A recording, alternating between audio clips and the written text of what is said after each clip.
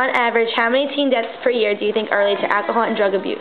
I would say several thousand. I don't know, 5,000 would be related to death and alcohol abuse. At what age do you think most teens are said to have their first drink? If I had to take a guess, I would say early high school, late grammar school, so 13, 14, somewhere around then.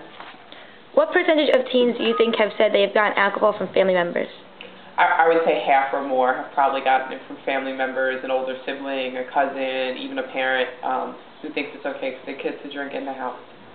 Do you think that alcohol can sometimes be a gateway for other types of drug abuse among teens?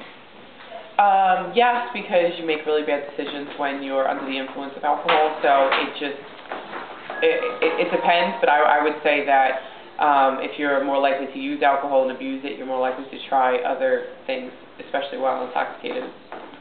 What do you think the most commonly used illicit drug among teens today is?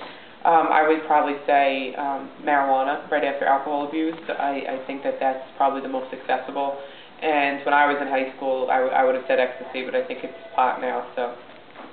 On average, how many teens per year do you think are admitted to drug and alcohol rehabilitation centers? Not enough would be my answer. It's hard to get. First of all, teens are very good at hiding it, and it's hard to convince a family member that that's the appropriate treatment for a teenager.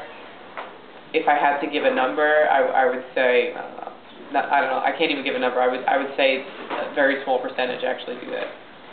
What do you think leads teens to start abusing alcohol and drugs? I think it's mostly because of friends, availability.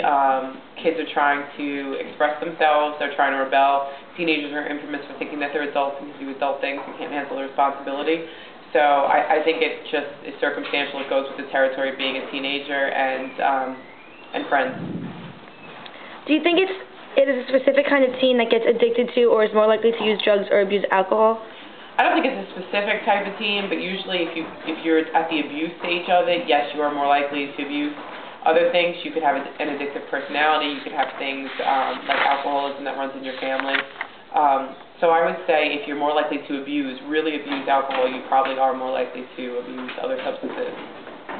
Do you think a teen's friends are an important factor in the decision to try alcohol or drugs? Absolutely. Everything's influenced by a teen's friends. I would say 100%.